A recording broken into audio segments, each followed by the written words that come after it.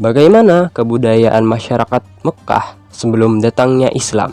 Masyarakat Arab sebelum Islam disebut dengan jahiliyah, berasal dari kata jahil yang artinya bodoh, karena tabiat buruk mereka seperti suka berjudi, berzina, berkelahi, mabuk-mabukan.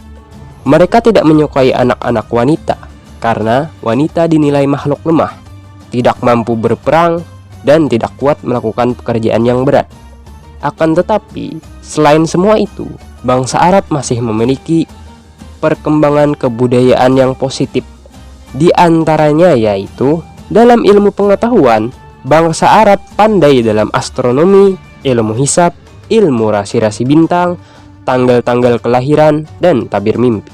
Sebagian besar masyarakat Arab bekerja sebagai pedagang. Pada musim panas, mereka pergi ke negeri Syam, dan pada musim dingin mereka pergi ke negeri Yaman untuk berdagang. Sedangkan masyarakat pedalamannya bekerja sebagai petani dan beternak. Arab mempunyai jiwa seni sastra yang tinggi, terutama dalam bentuk syair dan sajak. Kepandaian seorang dalam mengubah sajak atau syair merupakan suatu kebanggaan. Para penyair terkenal sangat dikagumi dan dihormati di Arab. Bangsa Arab sangat menghormati tamu, dan mereka selalu menepati janji. Pada saat muda, Rasulullah SAW menjalankan dagangan milik Khadijah. Usaha dagang yang dijalankan oleh Nabi Muhammad mengalami keuntungan yang berlipat, hingga pada saat Nabi Muhammad berumur 25 tahun, beliau menikah dengan Sayyidina Khadijah binti Khuwailid yang kala itu berusia 40 tahun. Beliau mempunyai dua anak laki-laki, yaitu Al-Qasim dan Abdullah. Namun keduanya meninggal sebelum berusia remaja.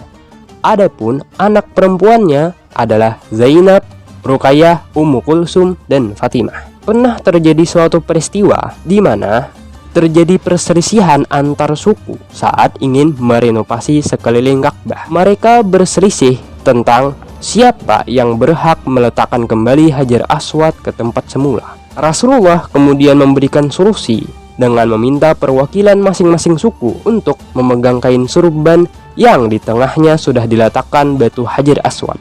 Lalu, secara bersamaan mereka meletakkan kembali batu Hajar Aswad ke tempat yang semula. Peristiwa demi peristiwa telah membuat Nabi Muhammad SAW dipercayai oleh penduduk Mekkah, hingga kemudian beliau mendapat gelar Al-Amin. Hingga sampailah Rasulullah SAW berumur 40 tahun. Beliau kemudian sering berkhalwat di Gua Hira, meninggalkan hiruk-pikuk lingkungan Arab yang toksik. Dalam keadaan bertahanus atau beribadah di Gua Hira, muncullah seseorang yang berkata, "Bergembiralah hai Muhammad, aku adalah Jibril dan engkau adalah utusan Allah Subhanahu wa taala untuk umat ini."